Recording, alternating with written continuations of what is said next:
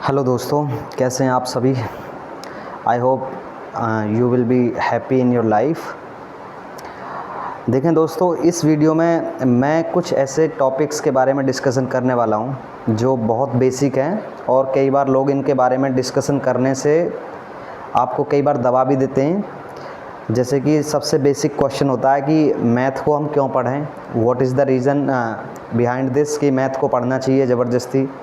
Where is the use of X square like equations.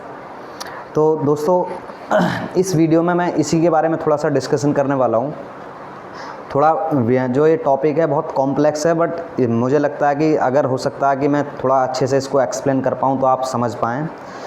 देखें दोस्तों कि जो मैथमेटिक्स है, मैथमेटिक्स क्या काम करता है कि जो हमारा फिज़िकल वर्ल्ड है, फिज़िकल वर्ल्ड मतलब भौतिक संसार जो है, इसमें जितने भी टाइप्स के साइंटिफिक रूल्स लगते हैं या जिस तरीके से नेचर अपने आप को रेगुलेट करती है, आगे को सिमुलेट करती है, तो उसको समझने के लिए मैथमेटिक्स एक बेस का आधार करता है। यानी कि जब जो नेचर ने अपने रूल्स बनाए हुए हैं, उन रूल्स को समझने के लिए मैथ हमारे बेस की तरह काम करता है। जैसे कि अब न्यूटन ने बता दिया कि भाई एक ग्रेविटेशनल फार्मूला होता है जिसको हम F=G m1m2/r² के नाम से हम जानते हैं, बट जो इसको मैथमेटिकली प्रूव करना होता है, मैथ इसको एक बेस देता है। बेस मतलब इसको आधार बनाता है और आगे को प्रक्रिया को बढ़ाता है।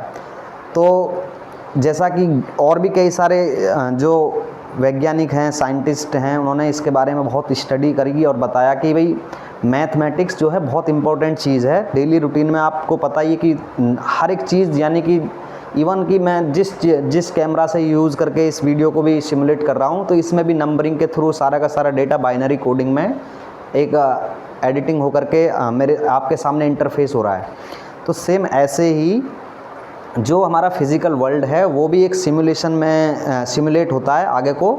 तो उनको समझने के लिए मैथमेटिक्स एक बेस बनाता है, बेस बना करके ही चीज़ें आगे को चलती हैं।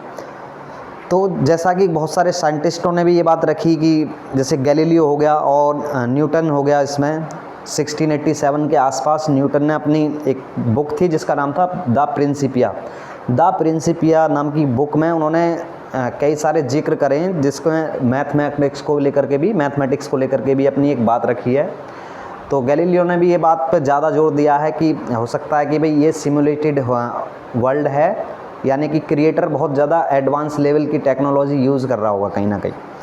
जैसे कि मैथमेटिक्स को समझने के लिए उन्होंने बताया कि mathematics is the language of God, यानी कि मैथमेटिक्स भगवान की भाषा है। अगर आप if you want to be in front of God, if you want to meet with the God, you will have to study the mathematics. There is no way। मतलब ये कहना चाहते थे कि मतलब आप यदि भगवान को प्राप्त करना चाहते हैं तो आपको मैथ से होकर के जाना ही पड़ेगा, मैथ को समझना ही पड़ेगा।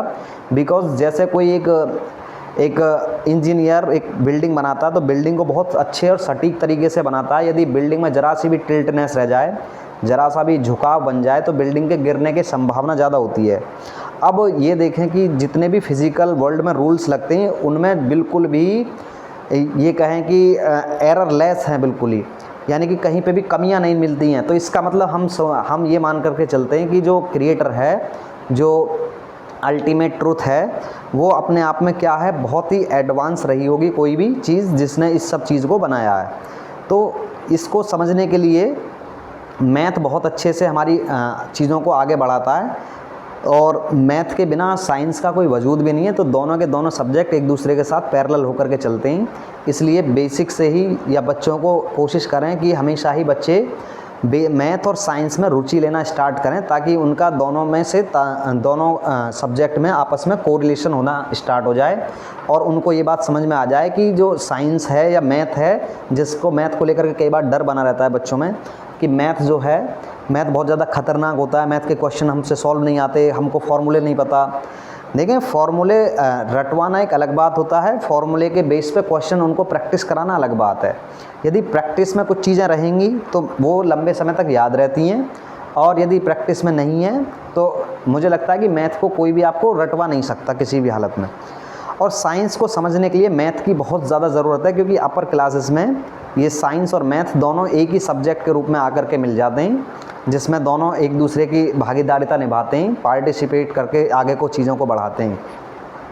चलिए दोस्तों, मुझे लगता है कि ये आपको इन्फॉर्मेशन बहुत इन्फॉर्मेटिव लगी होगी। अगर ये इन्फॉर्मेशन इन्फॉर्मेटिव लगी तो वीडियो को लाइक कर दें, चैनल को सब्सक्राइब कर लें। ऐसी ही वीडियो आपको इस चैनल पे मिलती रहेंगी। ये मेरा खुद का पर्सनल चैनल है, the pen mind YouTube channel नाम है इसका। Thank you so much.